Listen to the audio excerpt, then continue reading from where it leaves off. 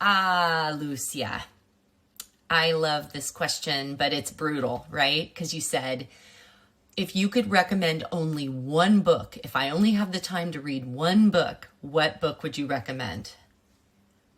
Impossible for me to answer, and here's why. There's so many incredible books, and I don't know what the book is for you in the season you're in. And so that question I'm going to turn around to only you know what you need in this season of your life and what's happening in your world. And I guarantee there's a book for it. So with that said, I would go to what you notice is nourishing you or has nourished you in the past. Is there another author or somebody who writes, even if it's a blog or even if it's an article, and it doesn't have to be a book, but it really speaks to you and it nourishes you and helps you with self-connection, with connecting to your true self, your truest voice, since that's our topic here. What speaks to you in the season that you're in right now? That's more important.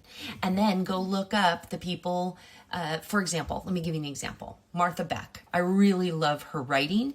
I also love her sensibility. I love her take on things. I've learned an incredible amount from her, both as somebody who wants to connect to myself and grow more deeply and remove my limiting mindsets and beliefs, but also to communicate more effectively. So I like the work of Martha Beck. She has a number of books. You can look her up, but what I know is it helped me to think, okay, that's an author that nourishes me. Sure, I could try and pick one of her books, but what I did was I also looked up and found that she had a podcast.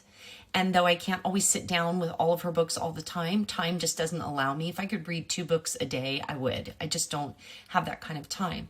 So podcasts are my next best thing. And she happens to have a podcast and oozes her wisdom and her fun wit and her charm into that podcast. So A, I know her books. I have her books. B, I can check into her podcast and use that in times where I'm walking, I'm doing stuff around the house, I'm driving, and I can get a little dose of that.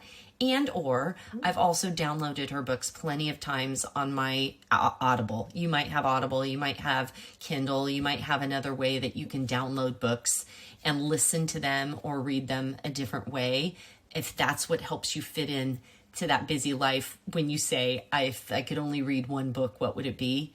That tells me how busy you are, but how determined you are to grow and to shift and to do something. And I applaud you for that because I get that question a lot.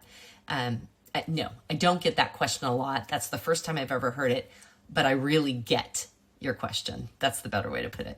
So I'm really proud of you. Thank you for asking that.